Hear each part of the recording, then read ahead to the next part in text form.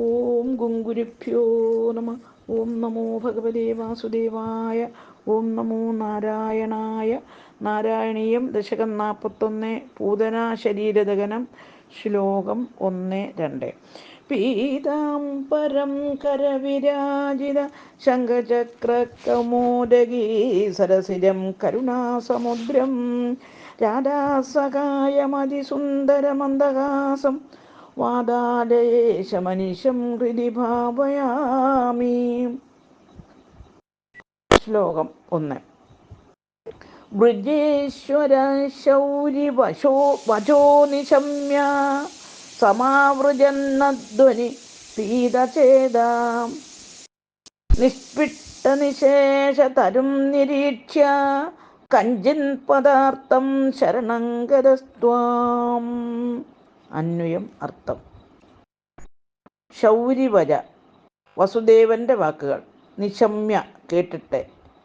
ഭീതചേത ഭയപ്പെട്ട മനസ്സോടുകൂടിയവനും സമാവൃജൻ യാത്ര ചെയ്യുന്നവനുമായ ബ്രജേശ്വര നന്ദഗോപൻ അധ്വനി വഴിയിൽ നിഷ്പിട്ട നിശേഷതരും എല്ലാ വൃക്ഷങ്ങളും പൊഴിയാക്കിയ കഞ്ചിത് പദാർത്ഥം ഏതോ ഒരു വസ്തുവിനെ നിരീക്ഷ്യ കണ്ടിട്ട് ഭീതചേത ഭയപ്പെട്ടവനായി ത്വാം അങ്ങയെ ശരണംഗത ശരണം പ്രാപിച്ചു. ഹരിവോ.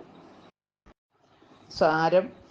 വസുദേവന്റെ വാക്കുകേട്ട് ഭീതനായി വൃജത്തിലേക്ക് മടങ്ങിയ നന്ദഗോപൻ വഴിമധ്യത്തിൽ വൃക്ഷങ്ങളെയൊക്കെ പൊടിയാക്കി വീഴ്ത്തുന്ന എന്തോ ഒരു വസ്തു കൊണ്ടു കൂടുതൽ ചകിതനായി ഭഗവാനെ തന്നെ ശരണം പ്രാപിച്ചു. ഹരിവോ.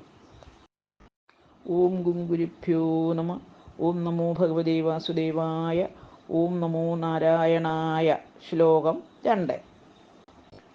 നിശമ്യ ഗോപീ വചനാദുദന്തം സർവേപി ഗോപാ ഭയവിസ്മയാന്താഃ ത്വത്പാദിതം ഘോരപിശാചദേഹം ദേഹും വിദൂരേ അധ കുഠാരകൃത്തം.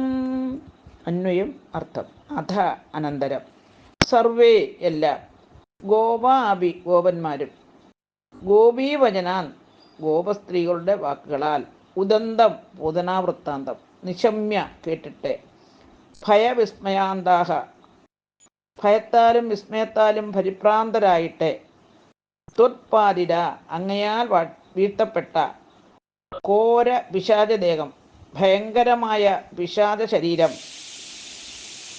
കുടാരകൃത്തം കോടാരി കൊണ്ട് മുറിക്കപ്പെട്ട. വിദൂരെ വളരെ അകലെ ദേഹക ദഹിപ്പിച്ചു. ഹരിവും. സാരം.